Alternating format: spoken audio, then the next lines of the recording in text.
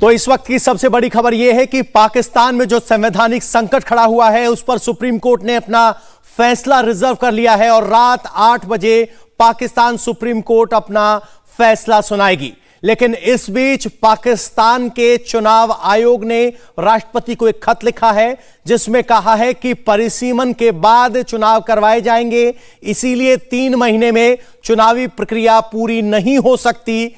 यानी एक बार फिर पाकिस्तान में चुनाव नहीं होंगे, इस बात के संकेत दे दिए हैं। कर्नल दिनेश नैन हमारे साथ हैं। नैन साहब, ये वही पाकिस्तान का चुनाव आयोग है जो कह रहा था कि 3 महीने में चुनाव हो जाएंगे। जब सुप्रीम कोर्ट की ऑब्जर्वेशन सुनी तो अब कह रहा है कि परिसीमन होना है, वक्त लगेगा।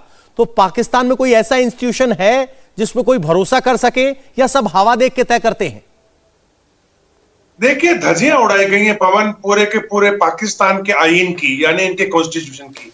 कॉन्स्टिट्यूशन का जो आर्टिकल 97 है उसने बिल्कुल क्लियर लिखा हुआ है कि एक बार जो स्पीकर है वो एग्री कर लेते हैं कि वोटिंग कराएंगे, यानी अविश्वास प्रस्ताव लेके आएंगे, तो 3 दिन से पहले और 7 दिन के भीतर भी, 3 दिन के बाद और 7 दिन के भीतर ये वोटिंग 100% होनी है।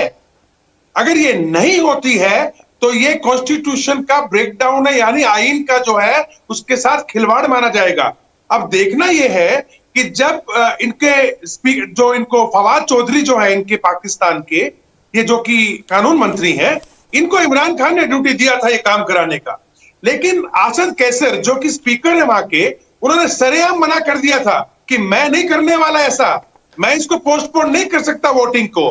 तो इन लोगों ने फिर बात की, जो पंजाब के गवर्नर जो डिप्टी स्पीकर थे सरवर साहब से, चौधरी सरवर से, उसने कहा भैया इस्तीफा ले लो, लेकिन मैं नहीं करूंगा ये गलत काम, क्योंकि इनको पता है कि अगर ऐसा किया तो आर्टिकल 6 लागू इनके ऊपर हो जाएगा, मौत की सजा है।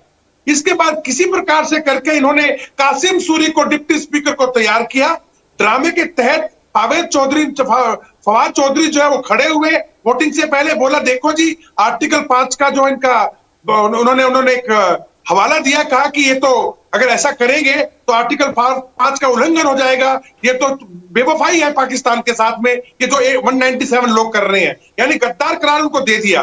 और फिर कासिम सूरी ने भी झट पढ़ दिया लेटर और लास्ट में बड़ी शातिरता के साथ आसद कैसर का नाम ले दिया। यानी कल को अगर आर्टिकल 6 लगता है कासिम के ऊपर तो वो कह सकते नहीं वो चिट्ठी तो आसद कैसर के नाम से थी, मैंने तो सिर्फ पढ़ा था उसको। यानी ये पूरा खेल जो है वो खेला गया। और अब जब सीजे बंदेल साहब ने आज कह दिया है कि जो डिप्टी स्पीकर कासिम सूरी ने ये वोटिंग नहीं होने दी थी, ये सरेआम आईन का साथ गलत हुआ है, कॉन्स्टिट्यूशनल क्राइसिस पैदा की गई है। 97 आर्टिकल के तहत ये फर्ज था, स्पीकर हो या डिप्टी स्पीकर, उस दिन वोटिंग होती, वो नहीं हुई है। लिहाजा ये सारा गोलमाल जो है अब आर्टिकल 6 के तहत क्या इमरान खान के गले पड़ेगा, क्या फवाद चौधरी के गले पड़ेगा, क्या कासिम सूरी डिप्टी स्पीकर के गले पड़ेगा, या आसद कैसर जो स्पीकर साहब है जो आए नहीं, जिनका नाम चिट्ठी में पढ़ा गया, उनके पड़ेगा। तो ये कहने का मतलब ये है, मैं ये कहना चाह रहा हूं कि आज जो रात को रूलिंग आएगी 7:30 बजे हमारे इंडियन टाइम के मुताबिक, या 8 बजे पाकिस्तान के 7:30 बजे के टाइम से, उसमें बिल्कुल क्लियर हो जाएगा। और अब बात सिर्फ ये नहीं चलेगी कि क्या उस दिन जब वोटिंग होनी थी उस वोटिंग को जो रोका गया तो क्या वापस से मामला वहां से आगे बढ़ेगा, या फिर आर्टिकल 6 के तहत इन लोगों पर कार्रवाई हो। तो देखना होगा कि कार्रवाई किसके खिलाफ होती है, फैसला किसके खिलाफ आता है। शहजाद, कितना मुश्किल है लोकतंत्र के रास्ते सीख पाना पाकिस्तान के लिए? आज तक तो कभी वो सीख नहीं पाया, बार बार इस तरह के एपिसोड हुए। कितना मुश्किल है पाकिस्तान के लिए लोकतंत्र की सीख? देखिए पवन जी, अगर आप बड़े पैमाने पर देखें तो पाकिस्तान 3A पर निर्भर रहा है। एक था अमेरिका, एक है अल्लाह और तीसरा है आर्मी या आतंकवाद। अब अमेरिका तो साथ छोड़ गया, अल्लाह भी बहुत दूर चले गए हैं, वरना चाइना में जो मुसलमानों के खिलाफ हो रहा है उस पर मुसलमान मुल्क होने के नाते कुछ बोल देते, और बाकी बचा आर्मी। इनके ए के फॉर्मूले में अवाम कहीं पर भी कभी फिट नहीं हुई, और इसीलिए आज जो संस्थाओं का हाल है, सुप्रीम कोर्ट हो, इलेक्शन कमीशन हो, इनकी संसद हो, ये कभी उस प्रकार से परिपक्व नहीं हो पाए जिस प्रकार से भारत में आपको संस्थाओं में परिपक्वता दिखती है। तो मुझे लगता है कि आज इनको तय करना है कि ए फॉर अवाम होगा या ए फॉर आर्मी होगा, क्योंकि रास्ता बड़ा कठिन है। और ये ए फॉर अवाम तब हो सकता है अगर ये agenda, A for agenda, anti India hatred और कश्मीर के एजेंडे को छोड़कर, आतंकवाद के एजेंडे को छोड़कर अपने विकास की ओर, अपनी गरीबी की ओर, अपनी व्यवस्था की ओर ध्यान दे। तो आज 7:30 बजे 8 बजे जो भी है वो फैसला ये होगा कि ए फॉर अवाम या ए फॉर आर्मी, ये आज पाकिस्तान के लोगों को ही तय करना है। पाकिस्तान के लोग तय करेंगे कि ए फॉर अवाम या ए फॉर आर्मी। 3 पिलर्स की बात की है नैन साहब, आर्मी, अल्लाह और अमेरिका। इमरान खान अमेरिका के खिलाफ हैं, अल्लाह का नाम ले रहे हैं और आर्मी के खिलाफ भी बयान दे रहे हैं। तो 2A के खिलाफ होकर तो कोई रह नहीं सकता। तो क्या आगे आने वाली सरकार चुनाव से बनेगी या बीच में ही गठबंधन की सरकार आप देख पा रहे हैं? देखिए, मेरा मानना पवन ये है कि अभी आज के परिप्रेक्ष्य में आप देखें तो पाकिस्तान की आर्मी ऐसे प्राइम मिनिस्टर का तो साथ बिल्कुल नहीं देना चाह रही थी जो महंगाई को लेके या कर्ज को लेके या 100 तरह के जो विवाद उठ रहे थे, चोरी के, आटा चोरी के, चीनी चोरी के, इस तरह के, ऐसे के साथ में साथ दे। और दूसरा ये कि आर्मी तो पाकिस्तान की वो देख चुकी है, चाहे जनरल जियाउल हक हो। सर, पाकिस्तान से हमारे साथ एक एक्सपर्ट जुड़े हैं, उनके पास चलते हैं। राजा मंजूर साहब, सुप्रीम कोर्ट 8 बजे फैसला लेगा, लेकिन शुरुआती संकेत आपके खिलाफ जा रहे हैं, इमरान की पार्टी के खिलाफ जा रहे हैं।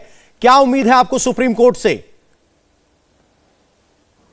देखिए, जब तक सुप्रीम कोर्ट फैसला नहीं सुनाता तब तक तो कोई भी राय कायम नहीं की जा सकती। जैसे मेरे ये यहाँ पे एक बैठे कोलीग थे, वो इस तरह खबरें बता रहे थे कि जैसे सुप्रीम कोर्ट के जजेस जो है ना डायरेक्टली उन्हीं को बता रहे हैं कि क्या फैसला होने वाला है। 7:30 बजेंगे, इंशाल्लाह दूध का दूध और पानी का पानी भी हो जाएगा। और हमें पता, लेकिन एक चीज की मुझे खुशी हो रही है कि जिस तरह इंडियन चैनल जो है पहली दफा गैर मामूली तौर पर पाकिस्तान को और इमरान खान को कवरेज दे रहे हैं, तो ये तो बड़ी जबरदस्त बात है हम पाकिस्तानियों के लिए भी। लेकिन 7:30 बजे तक कुछ नहीं कहा जा सकता, कोई भी राय कायम नहीं की जा सकती कि क्या फैसला होगा। इमरान खान ने पाकिस्तान की खातिर ये सारे स्टेप्स उठाए हैं और मैं समझता हूं कि जो भी होगा वो पाकिस्तान की बेहतरी के लिए होगा। सर, ये थोड़ा सा ज्यादा खुश नहीं हो गए आप? पाकिस्तान में क्राइसिस है, हम उस क्राइसिस की चर्चा कर रहे हैं, आप कह रहे हैं कि हिंदुस्तान भी इमरान का जिक्र कर रहा है, हम तो खुश हैं। ये थोड़ा सा हास्यास्पद नहीं लगा आपको? नहीं, मैं लगातार चैनल्स में जा रहा हूँ, मैं पहली दफा देख रहा हूँ कि इतनी ज्यादा कवरेज इंडिया ले रहा है और बड़ा सीरियस हुआ है। हमें भी ये खतरा है, पाकिस्तान के अंदर भी इस खदशे को पाया जा रहा है कि बैरूनी ताकतें जो है ना वो बहुत ज्यादा एक्शन में है इस वक्त। वो अमेरिका भी है और भी ए भी है, आई भी है और बहुत सारी ऐसी फोर्सेस हैं जो कि पाकिस्तान के अंदर दिलचस्पी ले रही है। आप कह रहे हो कि पाकिस्तान में जो संकट है उसमें भारत की भी भूमिका है, बेहतरी के लिए फैसले कर रहा है। आप पाकिस्तान की इस हालत के लिए भारत को जिम्मेदार भी बता रहे हैं? नहीं, मैं सिर्फ भारत को नहीं कह रहा, मैंने कहा भारत की ये ख्वाहिश जरूर लग रही है। जिस तरह आप लोग बैठ के वहां पे तबसरे कर रहे हैं, लग ऐसे रहा है कि वहां से बैठ के आप फैसले लिखना चाह रहे हैं, अपनी मर्जी के फैसले लिखना चाह रहे हैं। ऐसा होगा नहीं सर। अच्छा, एक सेंटेंस में पढ़ता हूं सर, हमारी ऐसी कोई मंशा नहीं है।